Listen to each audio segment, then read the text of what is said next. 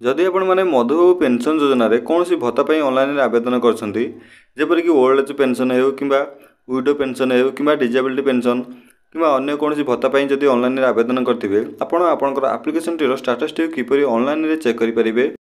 आपंकर application T approve होइछि कि reject होइछि किपरि check करेंगे। जदि अप्रूव हो जाइथिबो तेबे आपण माने किपरि जानि परिबे कि जदि रिजेक्ट हो जाइथिबो कोन पई रिजेक्ट होइछि या रीजन किपरि जानि परिबे। ए वीडियो रे म आपन कंप्लीट प्रोसेस कहिदेबी। आपण माने आपनकर आप्लिकेशन टी स्टाटस टी को चेक करि परिबे।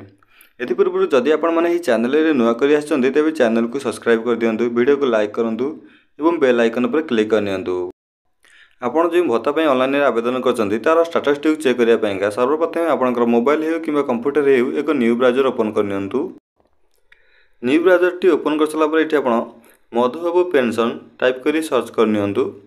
या पर यार ऑफिशियल वेबसाइट आपन शो कर जिवो sseipt.gov.in होची यार ऑफिशियल वेबसाइट। आपन के ऑप्शन शो कर जिवो ट्रैक मधुबाबू पेंशन योजना एप्लीकेशन। आपन एही ऑप्शन पर क्लिक कर नियंतु। ट्रैक मधुबाबू पेंशन योजना एप्लीकेशन आपन एही ऑप्शन पर क्लिक कला परे आपनकर एप्लीकेशन टी को ट्रैक करिया पेंगा ऑप्शन शो कर जिवो।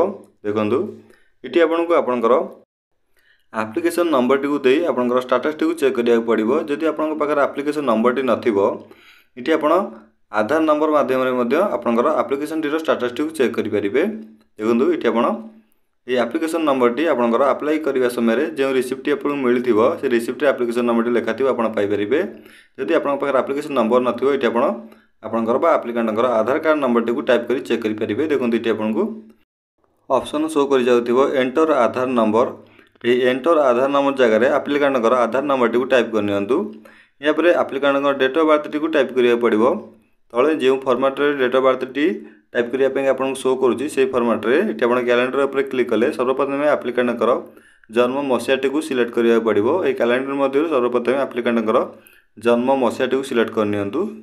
या पर जन्म मास जा हेतिबो इटी आपन एप्लीकेंटकर जन्म मास टी को सिलेक्ट कर नियंतु।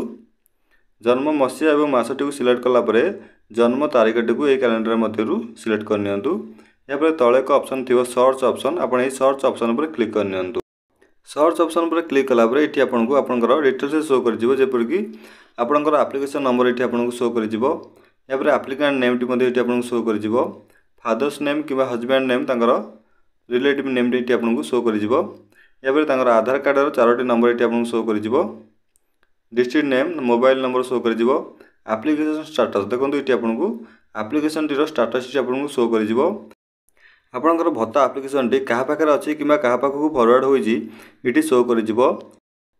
जदि आपनकर एप्लीकेशन टी रिजेक्ट हो जाइथिबो कोन पय रिजेक्ट होइछि इटी आपन को शो कर जिवो। किबा जदि आपनकर एप्लीकेशन टी अप्रूव हो जाइथिबो इटी आपन को अप्रूव शो कर जिवो। एही परि भाबरे आपन माने आपनकर एप्लीकेशन टी रो स्टेटस टी को ऑनलाइन रे चेक करि परिबे।